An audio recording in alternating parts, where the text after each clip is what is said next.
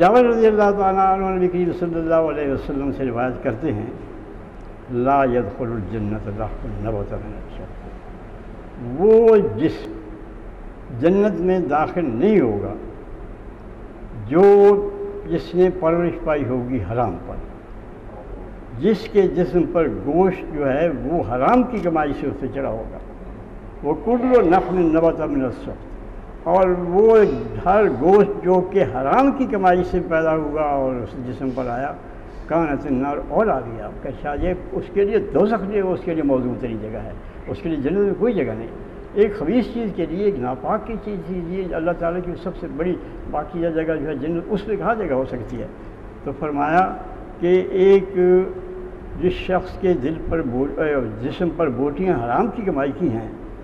وہ جو ہے وہ کوئی جنت میں داخل نہیں ہوگا، اس کے لیے تو دوزخ بہتر ہے۔ یہ دیکھیے یہ کس طرح سے نبی کریم صلی اللہ علیہ وسلم کے ارشاد جو ہیں،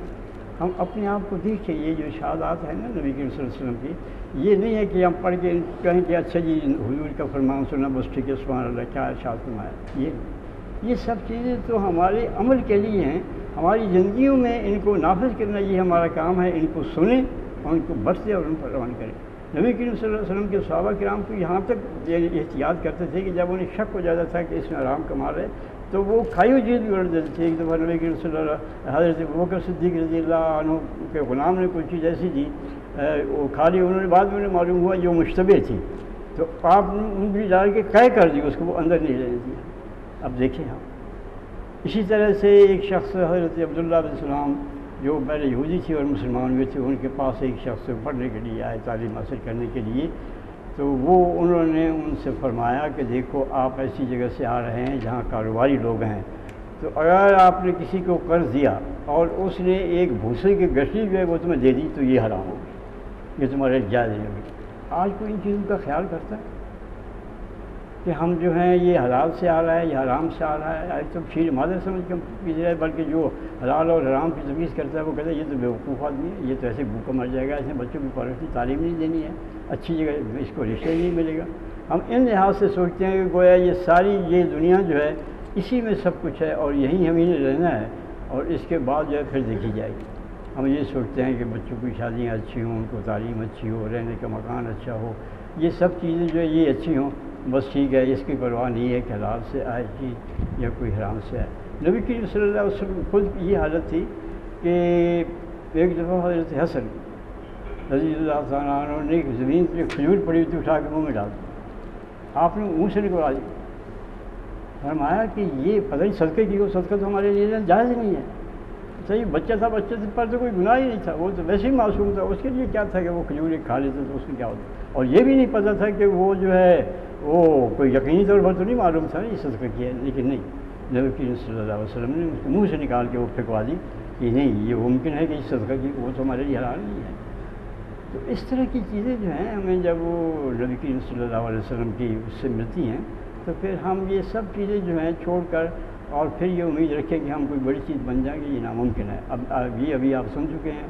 سید قطب رحمۃ اللہ علیہ کی بات کی، جب وہاں ایک حکم آ جاتا تھا تو پھر اس کی تعمیر کس طرح سے ہوتی تھی۔ شراب کا جب حکم آیا تو پھر یہ نہیں لوگوں نے دیکھا کہ یہ تو یہودی بھی یہاں بستے ہیں اور عیسائی بھی بستے ہیں، ان کو دے دیا جائے سستی قیمت پر، نہیں، وہ نیٹ نے جو مٹکے تھے سب کے پاس توڑ دی، اور یہ ہے کہ مدینے کی گلیوں میں پانی کی طرح شراب جو ہے وہ بہہ گئی اور کسی چیز کی ضرورت نہیں تھی، صرف ایک اعلان کافی تھا کہ شراب جو ہے وہ حرام ہے۔ تو اسی طرح سے بعض اور واقعات ایسے ہیں جن کو آدمی دیکھ کے سمجھتا ہے کہ یہ ہے اسلامی معاشرہ، اور یہ تھی ان کی بلندی کی وجہ کہ جب ایک چیز ان کو معلوم ہو جاتی تھی کہ یہ حرام ہے، اس کے بعد پھر وہ اس حرام کے قریب نہیں جاتے تھے۔ ایک دفعہ حضرت معاویہ رضی اللہ تعالیٰ عنہ نے حضرت عمرو بن عاص کو حضرت عبداللہ بن عمر کے پاس کافی مال دے کے بھیجا یزید کی بیعت کے لیے وہ آمادہ کرنے کے لیے، لیکن انہوں نے کہا کہ یہ اپنے پاس رکھیں، میں یہ اب پھر میرے لیے اس کام کے لیے نہ آئیں، اور میں تو اللہ تعالیٰ کے آپ سامنے پاک دامن ہو کے حاضر ہونا چاہتا ہوں، میں اپنے دامن کو آلودہ کر کے نہیں جانا چاہتا، یہ درہم دینار جو ہیں یہ سب تو یہیں رہ جائیں گے، میں کہ اس کو آلودہ کروں۔ ان کے در پہ دولت آتی تھی لیکن اس کو ٹھکرا دیتے تھے، لیکن ہم در پہ دولت ہمارے نہیں آتی ہے، ہم چوری سے ڈاکے سے غلط قسم کے کاموں سے ہم جو ہیں وہ اس کو کر لیتے ہیں. آپ دیکھیے ہمارے ملک کے اندر کیا ہو رہا ہے, چند لوگ جو ہیں وہ کھربوں کا نقصان قوم کو پہنچاتے ہیں, ان کا کوئی مواخذہ نہیں ہے, کوئی پوچھتا نہیں ہے, اور اس کے سب نقصانات جو ہیں وہ سب حرام کی کمائی جو ہے اس کا کھرا جو ہے بڑے بڑے ایوانوں تک پہنچتا ہے. تو اس کا جو ہے پھر وہ ذلت کی مار جو یہودیوں پر پڑی تھی وہی آج ہمارے اوپر پڑ رہی ہے کہ ان کو کہیں پناہ نہیں ملتی تھی, آج ہمیں کہاں پناہ مل رہی ہے. اتنی بڑی طاقتیں ہیں, اتنے بڑے ممالک ہیں, اتنے ذرائع ہیں ہمارے پاس, انسانی ذرائع ہیں, مادی ذرائع ہیں, سب کچھ ہمارے پاس, راستے ہیں, ہوائی راستے ہمارے پاس ہیں, بحری راستے ہمارے پاس ہیں, لیکن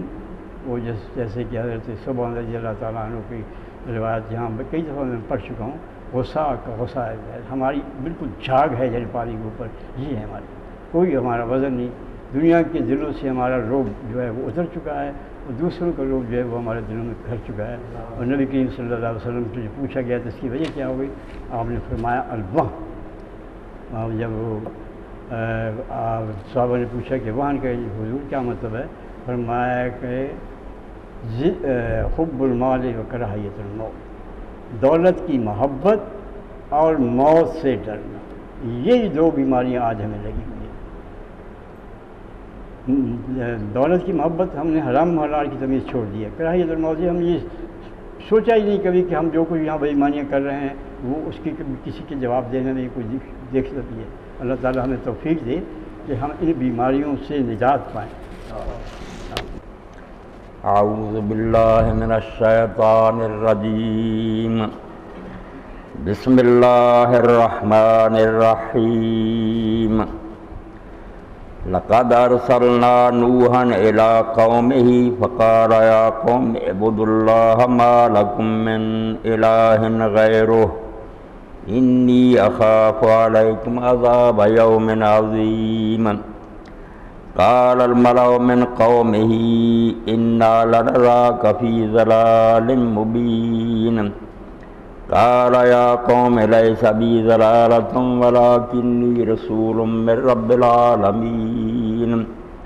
ابلغکم رسالات ربی وانصح لکم واعلم من اللہ ما لا تعلمون. اواجبتم ان جاءکم ذکر من ربکم علی رجل منکم لینذرکم ولتتقوا ولعلکم ترحمون.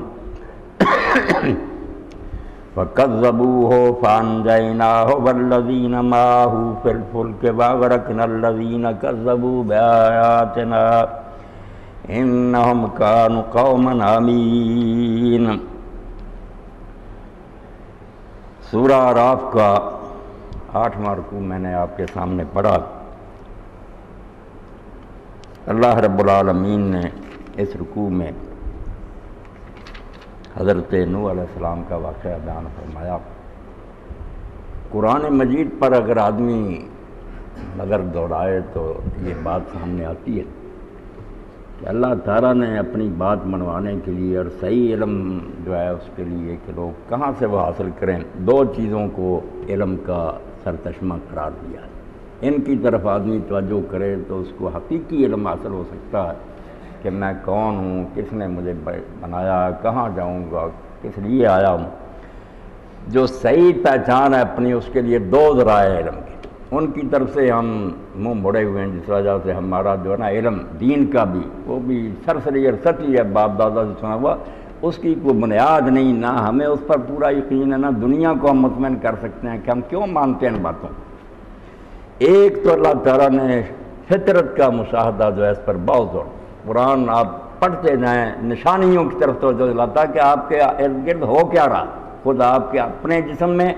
اور کائنات میں جو نشانیاں پھیل, اللہ تعالیٰ انگلیاں اٹھا اٹھا کر کہتا کہ یہ دن رات جو آ رہے ہیں روزانہ, یہ آسمان اور زمین جو ہے یہ بارشیں ہو رہی ہیں, پودے اگ رہے ہیں, جانور پھر رہے ہیں,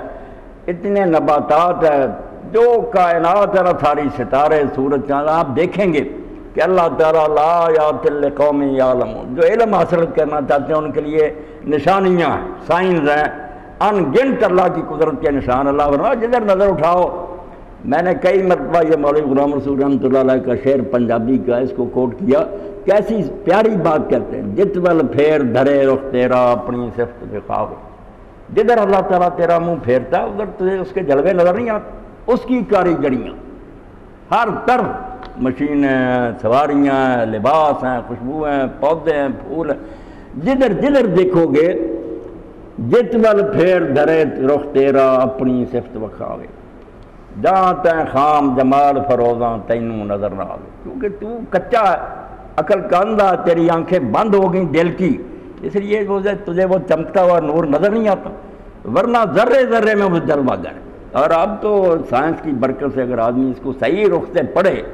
سٹارٹنگ پوائنٹ ہی غلط نہ ہو جائے کہ نہیں یہ دنیا خود ہی بنی چل رہی ہے، یہ گمراہی خود یہ انسان اپنے دماغ میں بٹھا لیتا، جس سے سارے علم جو ہے نا